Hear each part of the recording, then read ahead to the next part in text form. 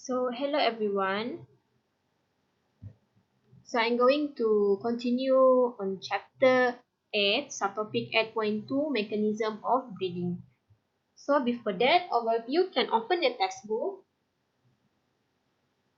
page 133.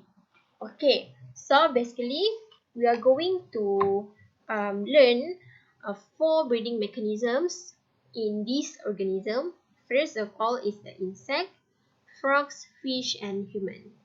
So now let's take a look on the breathing mechanism of insect.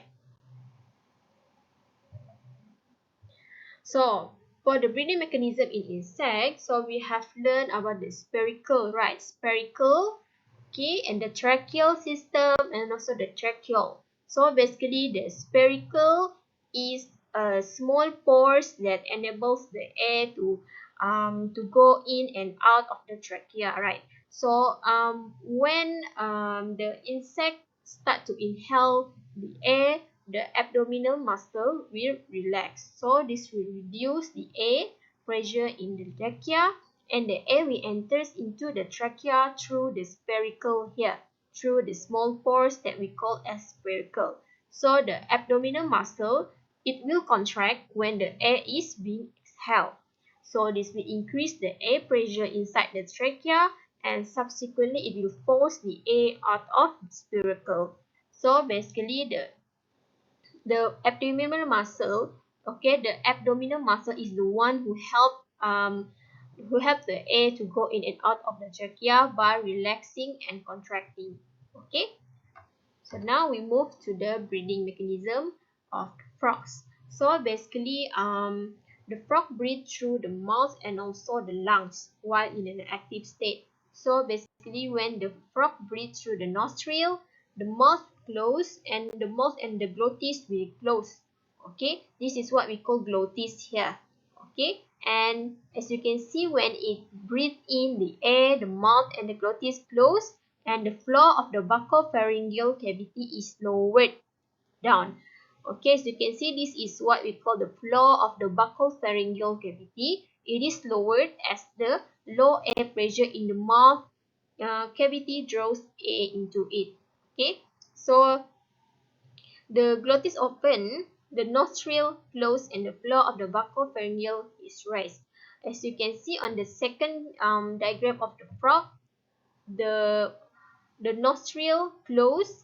The nostril close when the glottis is open and the mouth will open. Okay, at this part, the floor of buccopharyngeal cavity is raised back. Okay, at this one, the buccopharyngeal cavity is raised as the air pressure in the mouth cavity draws air into it. But when the glottis is open, the nostril closed and the floor of the buccopharyngeal cavity is raised. And when when the buccopharyngeal cavity is raised, it will force or push the air into the lungs. Okay, so when the lung is contract, okay, when the lung is contract, the air is expelled from the lungs. So this is where the exhalation starts. Okay, the exhalation start when the lungs start to contract, and then it will push the air to outside of the lung. So the air that being pushed from the lung will go out through the nostril. But not all the air will be expelled through the nostril, because some air will be mixed with the air in the buccopharyngeal cavity. Okay, this is what we call the buccopharyngeal cavity. Okay, some of the air will be expelled through the nostril, but some of the air will be mixed with the buccopharyngeal cavity. Now we move to the breathing mechanism of fish. So for the inhalation, okay, for the inhalation, the air will enter the fish through the mouth. Okay, the mouth opens. So this is what we call the floor of the buccal cavity. When the mouth is open, the air will enter.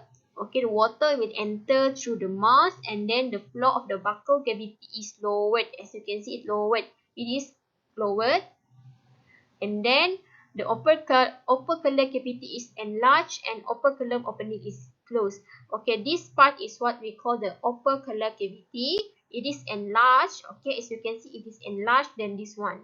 Okay, and then the operculum opening is closed. As you can see, it is closed and this one is open. Okay, so this reduces the pressure in the buccal cavity. Okay, because in this part, the opercular cavity is enlarged. So the pressure inside the buccal cavity is reduced. But when the opercular cavity is being reduced, the pressure inside the opercular cavity will be increased. Okay, so okay, for the inhalation part, okay, when the pressure inside the buccal cavity is reduced, the water from the outside which contain the dissolved oxygen, it will enter the mouth. Okay, so it enter the mouth.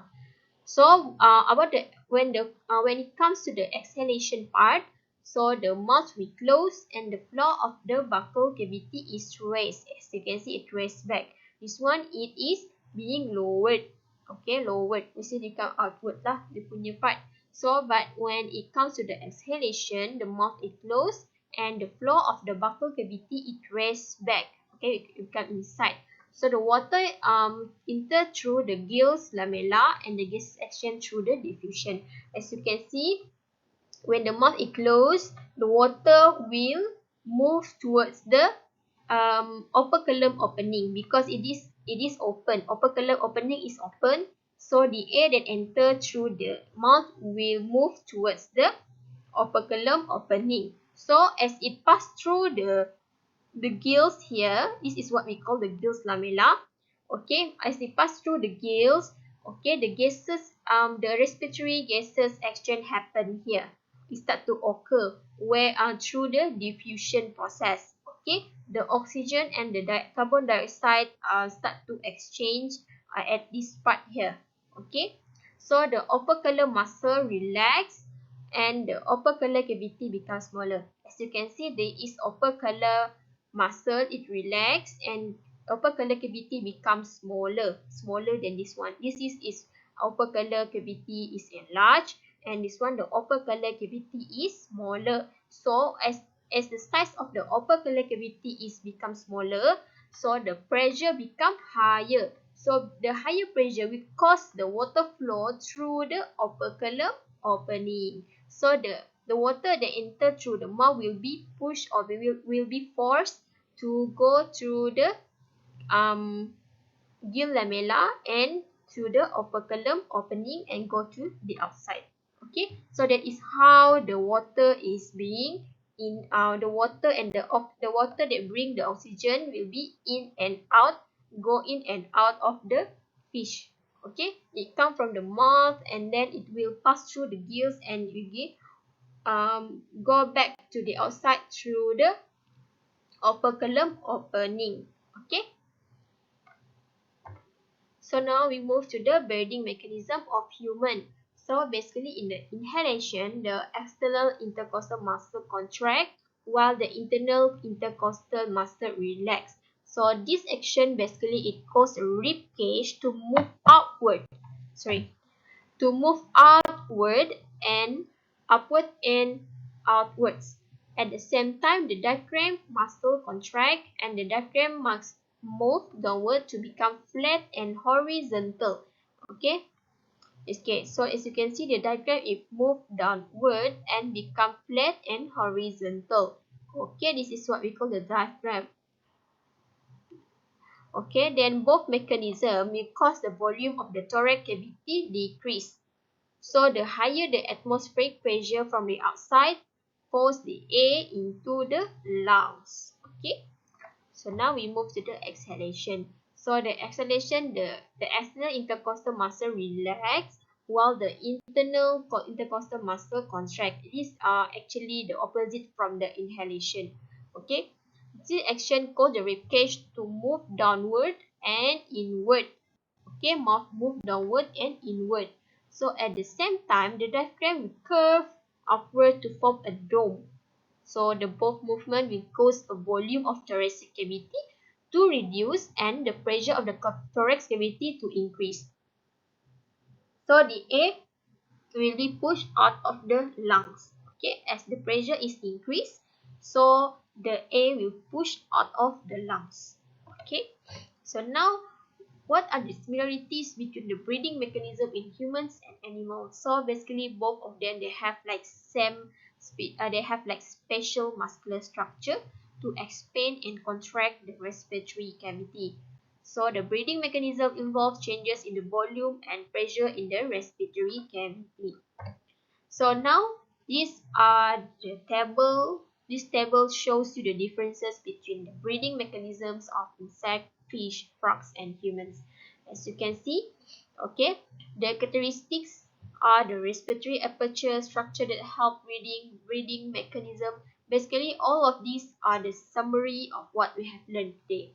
So for the insect, the respiratory aperture for the insect is spherical. For the fish is mouth and operculum. For the frog, it is a nostril. Human is a nostril. So the structure that help breathing for insect is thorax and abdomen, because the abdomen is the one that keep contract and relax, so that it will push the air in and out of the body.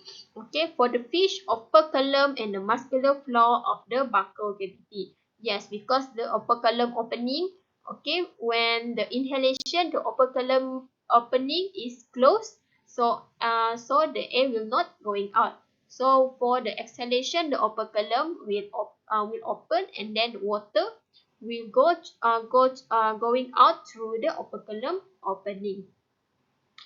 So the muscular flow of the buccal cavity, okay, this is what we already learned this, which is the muscular flow of buccal cavity enlarged during the inhalation, and it becomes smaller during the exhalation. So when the muscular flow of buccal cavity becomes smaller during exhalation, so the pressure will increase. Then after the pressure increase, it will push or force the water to go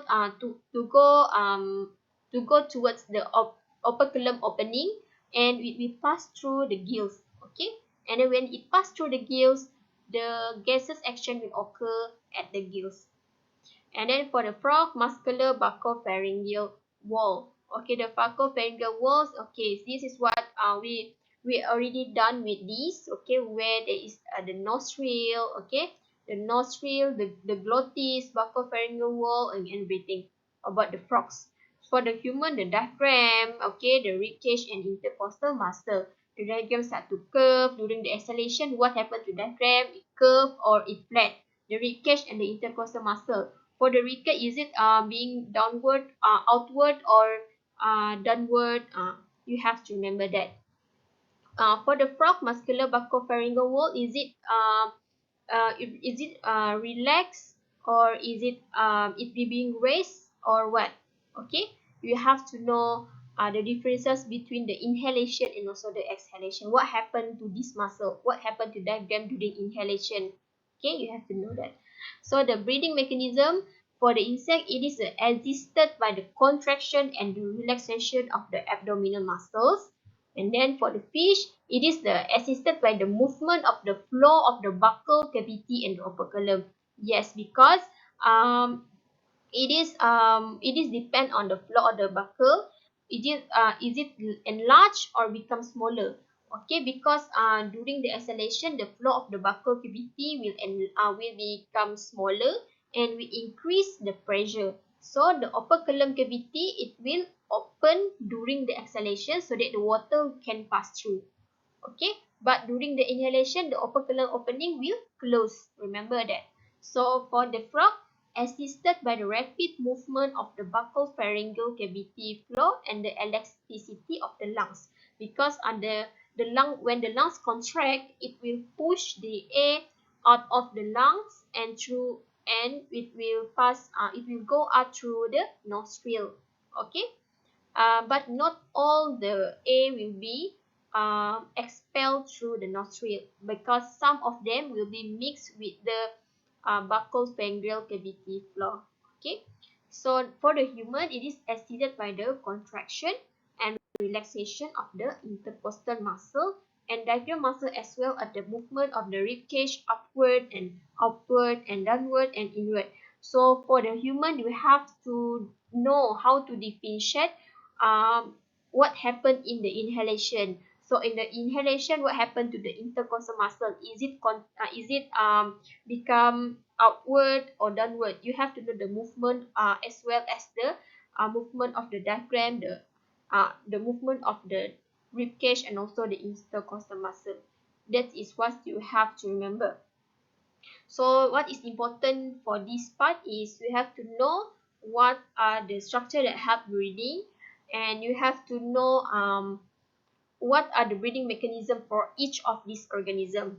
Okay, so that's all for subtopic at point 2 and at point 1. So you can try this exercise and practice so that you can make you be more understand. Okay, so thank you.